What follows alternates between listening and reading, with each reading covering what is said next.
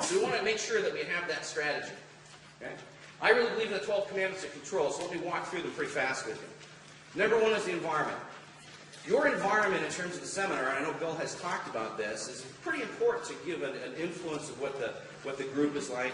But it just doesn't happen with respect to how the room is set up and those kinds of things. It happens how you treat people and how you greet them and how you move them. Your sales team, your coordinators, your staff should be on the same wavelength as you with respect to that. And in fact, there are a couple of different elements that we want to make sure we include as part of it. We want to make sure we build rapport pretty quickly. We want to set up the environment in the workshop so there are rewards and there's almost punishments. Does that make sense to you? Okay, one of the greatest challenges is when you're doing a group of 100 or 200 or things like that, can you have negative people in that group? What do you think? And if those people, if you don't kind of control them, can they influence the whole group? Can they influence in the hallways? Can they influence them in whatever? So you've got to kind of set the stage a little bit about what's acceptable behavior and what's unacceptable behavior. Okay? So you need to control that. When you greet and meet people at the beginning, quite often with our instructors or our coordinators, we'll say, okay, you want to go directly up to the front. We tell them where to go because we want to direct them from the beginning, not later on. So if people start to sit at the back, we don't allow that happen. Quite often you'll see those last 3 or 4 tables duct taped off. You got to go up to the front. That's where you want to be. So you want to control the audience from the get-go with different kinds of strategies. You want to intercept some of the conversations in the hallway. You'll find after I do my session, the first 2 hours or so, I actually go stand in the hallway and see who's talking to who. Right? Are there influences in an audience? Yes. Interesting thing about that is an influencer usually has 3 or 4 people listening to them in a hallway. So if you go out there and look, do you know who the influencer is in the audience? Can I talk directly to that person?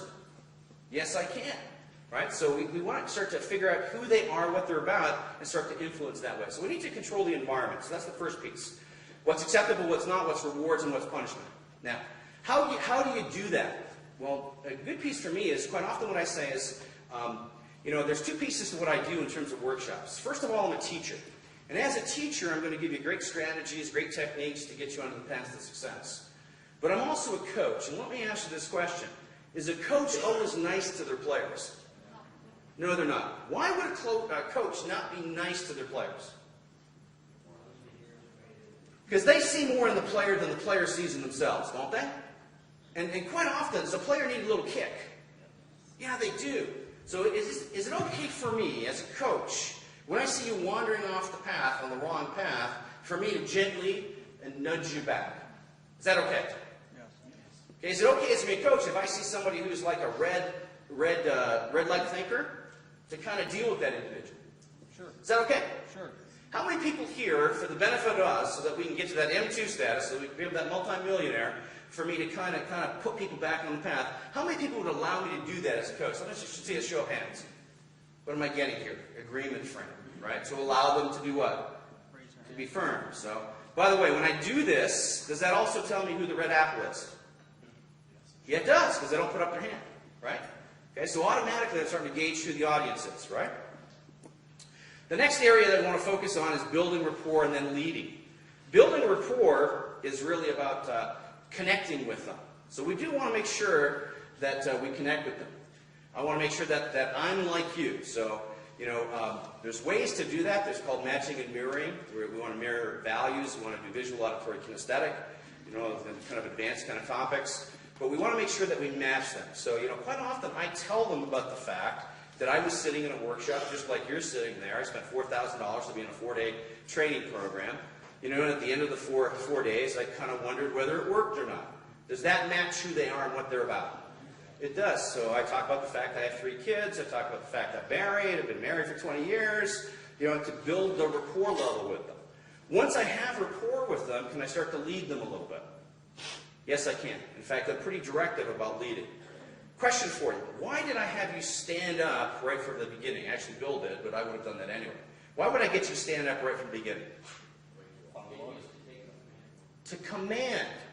To say, you have to follow me as the leader in the presentation. Does that make sense?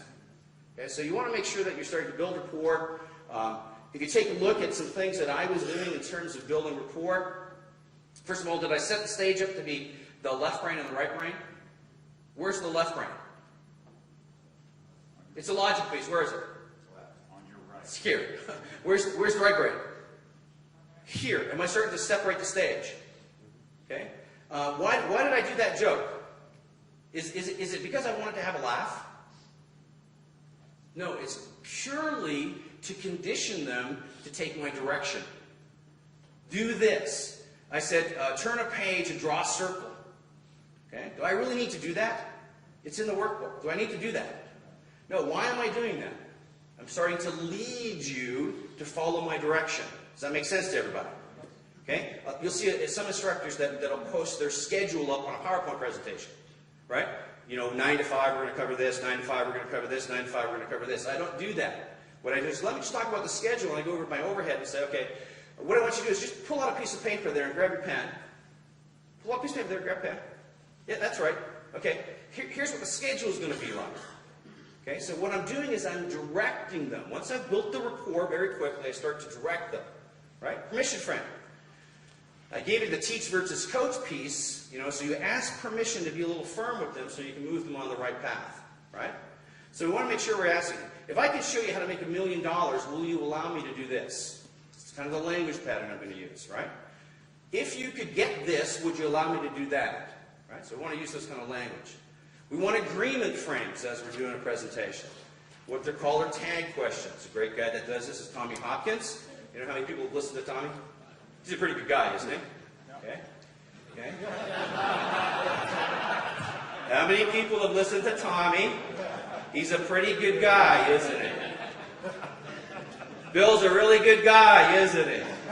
What is that? I'm stealing his credibility, his anchor, his whatever. Can you do that? Sure you can, right? Tag questions. Tag questions basically mean when you're talking to people, you use questions to get them to say yes. Have I been using tag questions? Did that make sense to you? Are we on the right path? Okay, good, good. So you want to ask those times, are you with me? Am I going in the right direction? Okay. In fact, you know, just based on what I've talked about a little bit right now, some of you are going, man, that's a lot of stuff to put in a PowerPoint presentation. How many people, does that happen for anybody? Okay, so how do you do this? Well, for me, when I was thinking about tag questions, one of the simple ways for me to do is in the bottom right-hand corner of my PowerPoint presentation, I would have the tag question. What are, I'd say, sense, right direction, right? And I can tell you, after been doing this for almost 2 decades, no one has ever come to me and said, what's that word in the bottom right-hand section mean? They just don't ask, right? But it's a reminder for you to do what? Get agreement frames. In fact, one of the trainers out there in a $200 million seminar company, when they're teaching people about the 90-minute presentation, the 120-minute presentation, which in the business is called the sweep, right, or the preview, one of the trainers there mandates that a new instructor must get 100 agreement frames in 90 minutes. Is that like 1 a minute? It is. Now, when I say agreement frames, you know, does this make sense to me? Yes. You know, am I moving on the right path? How many people here would like to learn about this? When I get you to put your hand up, is that an agreement frame? Yes. It is. At the same time, I might condition you to say yes.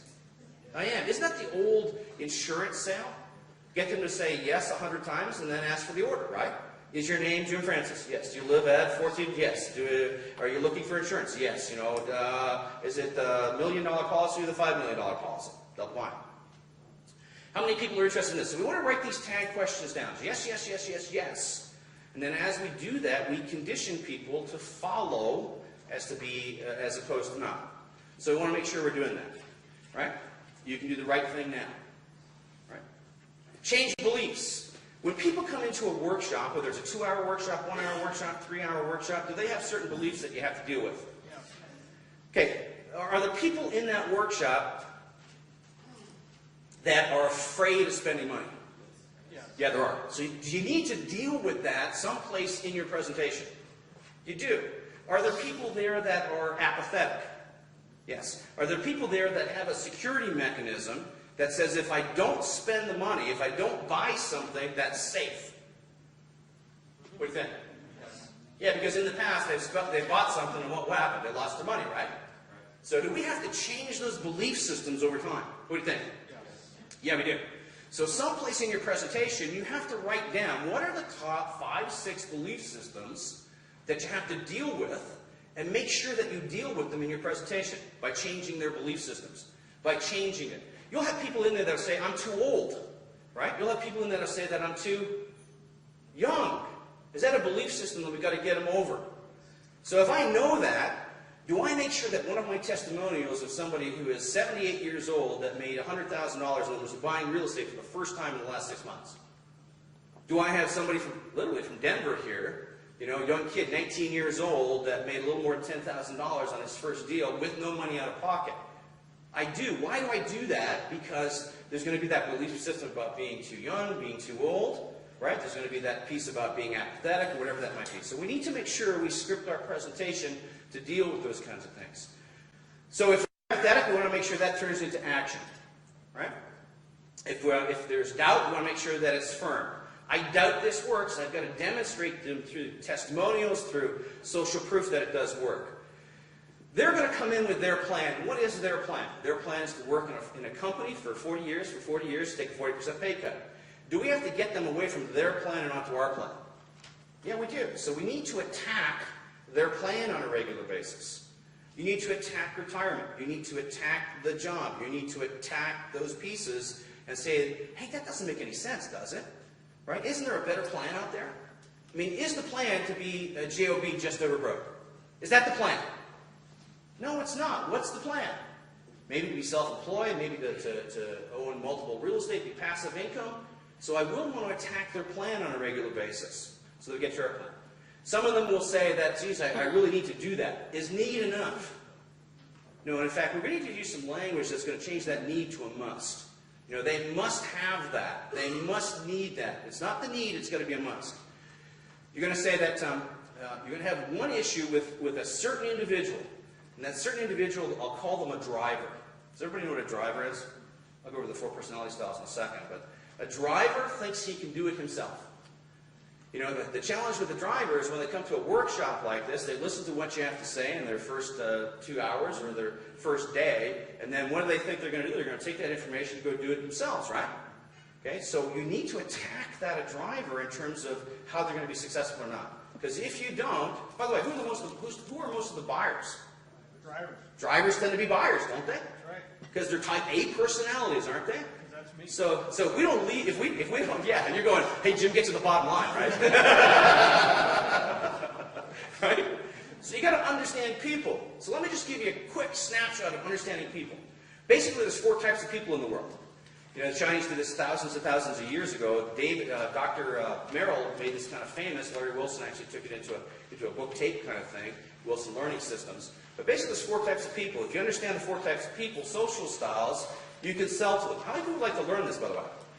How many people would like to have like a cassette that would refresh their memory on this, by the way? Great. Get the bonus. Absolutely. You should get the bonus. Right. Okay? Okay, so here are the 4 types of styles. Okay, did you see what I just did there? I flashed something. I flashed it for less than 5 seconds, and then what did I do? Okay, what does that create in individuals? Interest and curiosity. Okay? So, show a slide and don't ever talk about it. Right? Internal. Basically what Merrill proved, when you're thinking about individuals, there are 2 characteristics, and if you know these 2 characteristics, you know what style they are. If you know what style they are, you know what motivates them. If you know what motivates them, can you influence them? The answer to that is yes. So, first of all, on the straight line, what you want to put at the top is internal. Internal. At the bottom, you want to put external. If it's internal, I want you to write these words. Okay? I want you to write these words. Besides internal, I want you to put controlled. Besides internal, put the word controlled. Beside external, what I want you to put is I want you to put the word emotional. Emotional. Right? On that cross line, horizontal cross line, on the left side, I want you to put the word slow. On the right side, I want you to put the word fast. Fast. Okay, besides slow, I want you to put methods, speed, language, all those kinds of things. Besides the right side on fast, I want you to put decision making, results orientation, those kinds of things. All right, so let's talk about this first quadrant up here in the top right-hand corner. This person is really what I call a driver, right? They're a driver. Now, a driver is very fast-paced, very quick to get to decision-making, and does not show a lot of emotion. What is it that really motivates a driver? Results. Results. Why results? So I want the answer now. They want the answer now. Yeah, get to it. Yeah. Because they're delegating the little stuff to everybody else, and they want the organization or whatever to go on and get results. So a driver kind of thinks of life as what? A game, and what must they do? Win. When the number one thing for a driver is they must win in everything they do. So in negotiations, they must win. In them buying your product, they must win. And you have to show them how to win in the deal, right? There's two parts to winning. There's winning and losing. In fact, it's been said that 68% of the population is motivated negatively. They'll do much more not to lose something than they will to do something. You know, Myers-Briggs kind of proved that a little bit. So, yeah, winning and losing. So what that means is we have to point out what they're going to lose if they don't do this. Man, if you don't do it, where's my driver? Man, look at it. If you don't do Bill's program, there's going to be 12 people ahead of you. There's going to be 12 people doing much more than what you're doing right now. Now, as a driver, what are you thinking? I'm thinking I got to get back there. I got to get back there because I don't want them to be ahead of me. And right? I want them all to know me, and I want. Yeah, and in fact, you know what? Of the 12, I want to be the top dog. I'm top dog. Yeah, absolutely. So with the driver, you got to point out what they're going to lose by not doing it. That makes sense to everybody.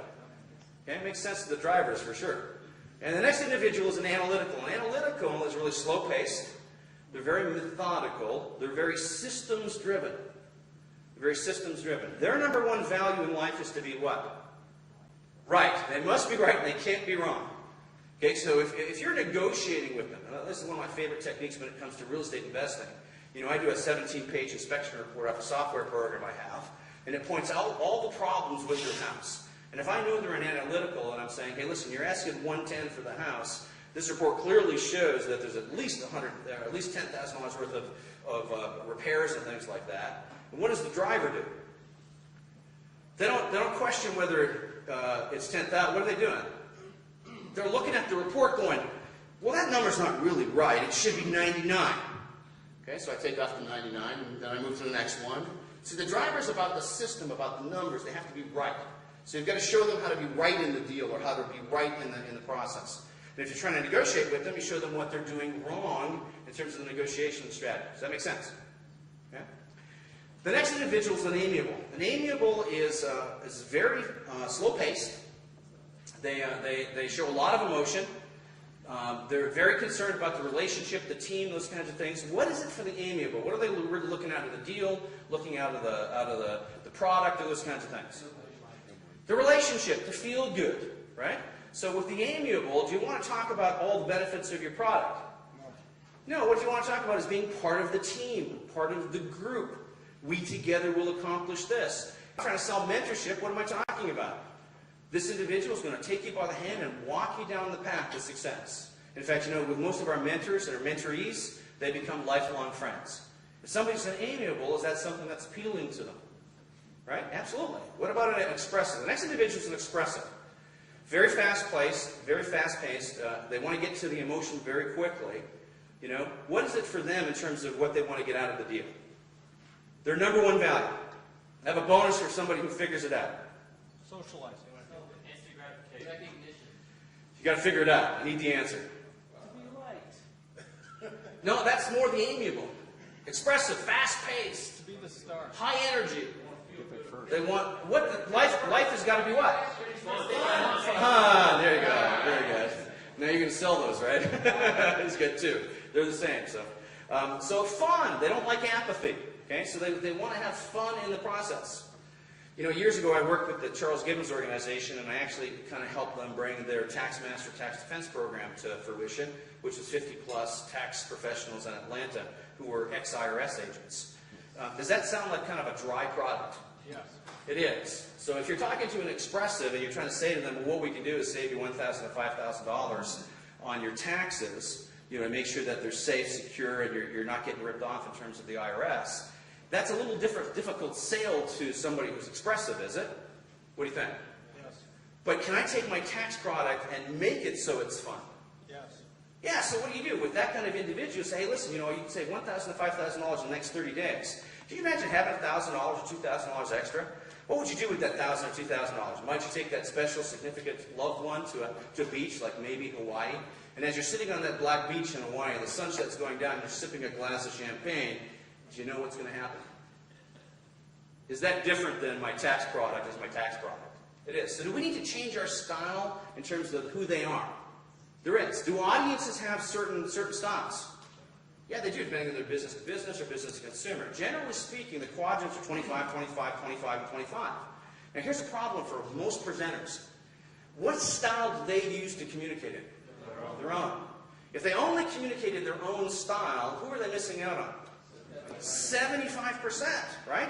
So you've got to be good at changing your style to meet the needs of those other individuals. Now what happens if you don't know? Hit them all. Hit them all. So you do the shotgun approach. Say the reason you want to do this is because I know that you want to win, because you don't want to be behind somebody else. And literally you want to do this deal, it's going to be the right deal for you, not the wrong deal. And I know that you want to be with us for a long time, we'll be friends, family, and we'll love each other forever, right? Because you don't want to be there by yourself. And listen, what are you going to do with the money? You're going to go to that special place on the beach, spend it, and have fun. Does that make sense to you? Okay? So literally you need to think about that. Now, here's one of the things I do. One of the things I do in terms of my presentation, my PowerPoint presentation, is that I actually put little notes to myself on certain sections.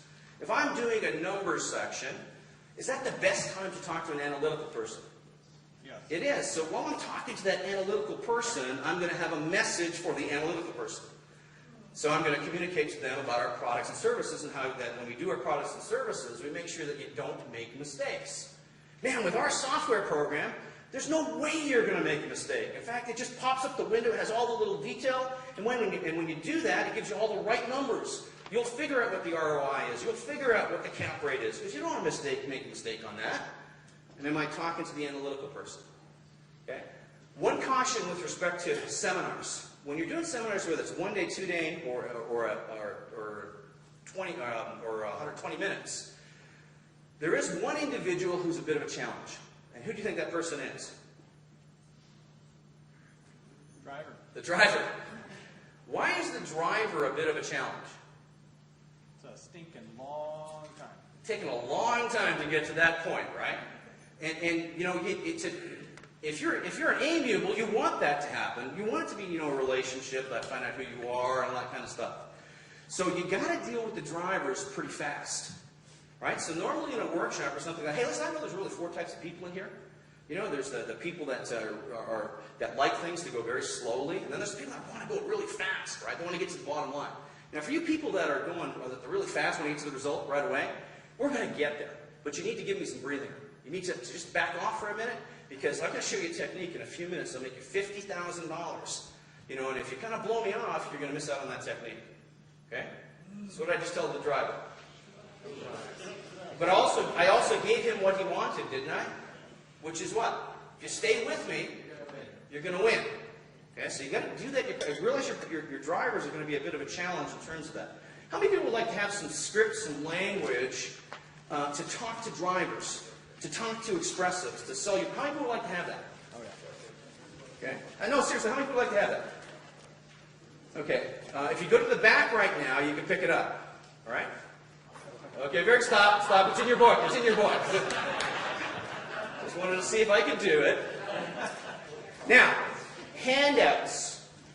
Normally, I do not give a workbook with everything in the book. I have handouts at the back. Why do I want to have handouts at the back? Get them going. To get them used to doing what? See, here's a traditional problem with the sales process. What happens is the speaker does his presentation, and then he gets into sales mode. And then he says, and you need to go to the back. Well, if they haven't been going to the back regularly, does it become a barrier there? Yeah, it does, doesn't it? So you want to get them conditioned to going to the back on a regular basis. That makes sense to you? So it's normal. And in fact, quite often I'll have my salespeople hand out the pieces and talk to them. Not just sitting on the table, but handing out so they talk to them, they interact with them, they build rapport with the sales and the coordinators at the back, right? So we do want to change that. Changing beliefs, we kind of talked about that. We've got to change those belief systems, you know, what they are, whether it's too young and too smart, you know. The driver's going to think he's too smart, he doesn't need to listen to you, he doesn't need a coach, he can do it himself. So you want to make sure you're working on these kind of areas. These are the top 5 you want to attack. Top 5 you want to attack. Apathy, no action. You must have a piece in your presentation to get them to take action. To realize that sitting there doing nothing is costing them millions and millions and millions of dollars. So there must be a piece in your presentation. You have to attack their current plan to success. Because they're happy with their current plan. So you've got to make sure that you show them a way that that plan is costing them money. That might be the 40-40 plan or the job piece. Most, I would say most, but I'd say a good half of your audience thinks they can do it themselves. You know, you give them some strategies and techniques, you know, and they'll go out there and do it themselves. So you want to do that. You do want to give them value. You do want to give them strategies, but you also want to give them a caution. And the caution is, I've had some people who have really lost their shirt because they didn't do asset protection first. Okay? You've got to do asset protection first before you go buy that first property. You know, because it could cost you $50,000 or $100,000. Okay? So you want to attack their plan. You want to attack their network. Their network is going to support them or not. If they go home on a Saturday night, or if they're at a 20-minute or a 120-minute presentation, and they go home to talk to their wife, significant other, or friend, and they say, "Listen, I just spent $10,000 on a 2-day workshop," what do you think that friend might say? Are you nuts? Right? Can that friend talk them out of that buying decision? You got buyer's remorse. So don't we want to talk about who their friends are, who that significant other is? Man, if that person's never made $1 million, should you be listening to them? What do you think? My dad is a PhD, you know, a very smart, intelligent guy, right? Bought his home, retired, all those kinds of things, but he's never been at millionaire status. Should I listen to him about financial advice? He's done okay, but if I'm trying to get to that level, should I be listening to him? No. So does that discount his voice tonight when I go home to talk to my dad? It does quite a bit, right? So we want to make sure that we're attacking who that other supporting network is. Does that make sense to you? I'll even take that a step further. We want to make sure that we're putting words in their mind about what should happen that night, right? Do we want to attack negative attitudes? Yeah, we do. So we want to make sure we're positive. So we quite often have the red light and the green light. We have the bad apple, the good apple. And we make those analogies and want to make sure people are on the path in terms of good attitude. Condition and response. There are things you can say to individuals as you're doing your presentation that condition them. So you might do things like, if you can't, you must. Anybody go Tony Robbins, one of his favorite sayings? If you can't do something, you must. Right? So I talk about a situation where I was going along Fort Lauderdale. I was in Fort Lauderdale, and I've been doing residential properties, houses, those kinds of things, condos, and I walked by a 38-unit hotel complex. Now, I'm a seasoned professional investor, and even when I saw that 38-unit hotel, what thing fired off in my head? I can't do that. But I have a philosophy that says if I can't, what? I must go do it. Does that change your whole life? It does. And I actually cut that deal and then assigned it to somebody else. But the point I'm trying to make is if you do that I can't, I must, when Saturday night comes around and they're thinking about I can't afford this, what do they have to think of? I must. So repetitive language can influence people over time, right? If you have fear, one of my major messages over and over and over is when you have fear, you have to take a step. If you're afraid, you have to take a step.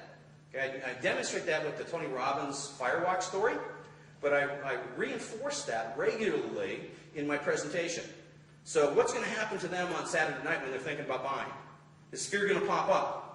And what do I want them to associate when they hear that fear? What do I want them to associate to think? I got to take a step, right? That's the way people get successful.